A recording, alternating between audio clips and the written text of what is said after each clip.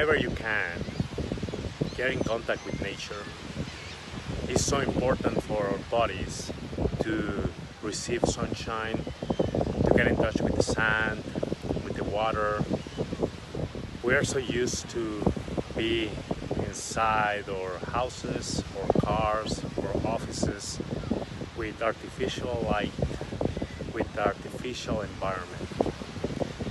Get out, and if it's cold, enjoy the cold weather, the rain.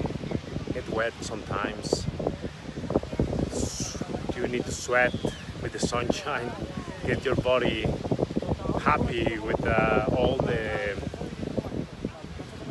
environment that you can be around with. Like, forget about being inside and all this control environment with fake light.